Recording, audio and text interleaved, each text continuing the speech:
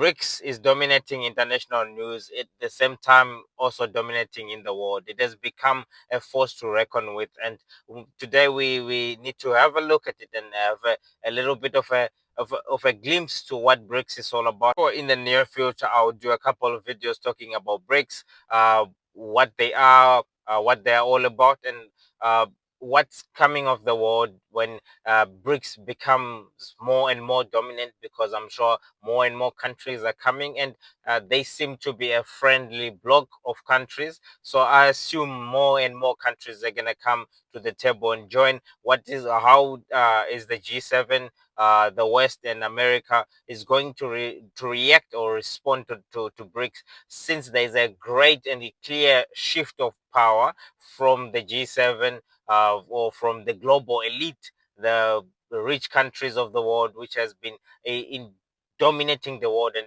sort of in charge of the world and determining where does the world politics go, or where does how things are done in the world. As the BRICS global influence increases, as the bloc becomes bigger and bigger, we all know it is not in the nature of the Western countries like America and other European countries to fold their arms and just look and lose their dominance just like that.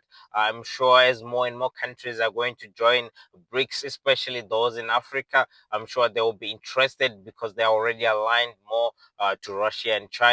Russia and China is more dominant in Africa because of their policies and because of the colonial past, and also the relations between China, Russia, and Africa are a bit more favorable. If you look at the Sahel region, they're moving away more and more from the French towards Russia. Everybody seems to be running towards Russia and China. So we all know how America and Europe uh, always wanna react to those situations where if they start losing their dominance, as they already are. The BRICS started in 2009 in Russia as four countries. It was called the BRIC then. It was Brazil, Russia, India, and China. And South Africa joined later on in 2010 and become the BRICS as it is well known today. But today the BRICS has expanded and has grown. It has 10 permanent members and 8 partner members, which are yet to join to become full members. As of 2025, the permanent members of the BRICS include Brazil, Russia, India, China, South Africa, Egypt, Ethiopia, Iran, the UAE, and the newest member, Indonesia. In total, BRICS member states are 18, including 8 partner members, which are yet to become permanent members.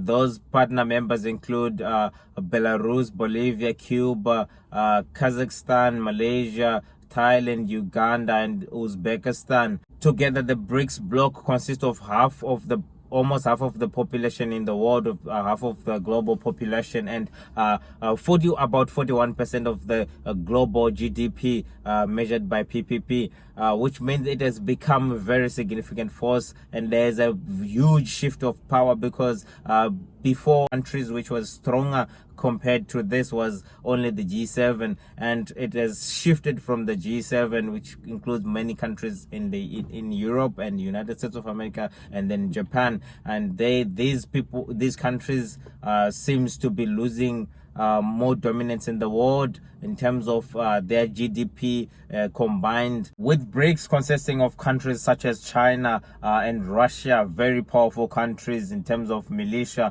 and also in terms of economics, right? With China being the largest economy in the world, and also being the manufacturer of the world, the manufacturing powers of the world, and also with countries such as Indonesia, it makes it even more interesting and makes the BRIC bloc even more powerful. With Indonesia being the 7th economy in the world, it is actually very powerful, more than many other European countries such as Britain and Germany per se. And also Indonesia also has a significant population in the world, and also have a lot of minerals. It is actually the largest producer of nickel in the world. So BRICS has more power, and also they more countries in the BRICS are rich in oil and also have other natural resources between themselves. Their trade is gonna bump up because they are kind of sufficient, whereas the other side, they always more dependent on other countries in order for them to get natural resources. So we can clearly see the BRICS becoming more and more strong, and defeating the Western powers. Cannot have a full conversation if we do not discuss why was the BRICS formed in the first place. It was formed by the countries mainly in the global south, those which were previously disadvantaged with the colonial past. These countries came together in order to support each other economically, to trade amongst themselves, and promote sustainable growth amongst their own economies, and also to encourage investments, and came up with initiatives or alternatives to the world financial systems, led to the formation of the Development Bank, which is an alternative to the world financial system, such as the IMF and the World Bank, so that the previously disadvantaged countries in the global south can be able to borrow favorably, so that they can develop their own economies, which is also now leading to the biggest threat to the United States of America, which is de-dollarization, with the BRICS countries starting to use their own currencies in amongst themselves to trade, and trying to move away from the dollar, which has been a nightmare and a disadvantage to the rest of the world, but the advantage to the Western countries, especially America itself, those who print it. And we're beginning to see more and more threats from Donald Trump. We're beginning to see that the United States of America is shaken and are scared of losing the dominance,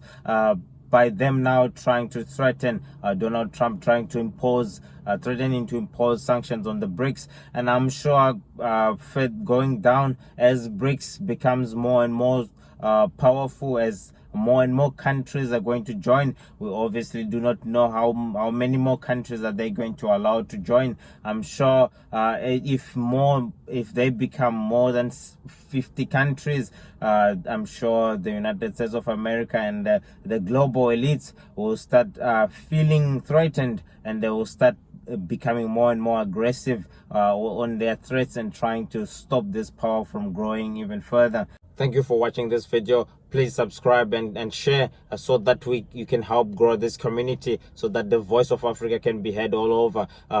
I will be making more content similar to this one, discussing more of what are the benefits that other African countries will be able to get if they join BRICS.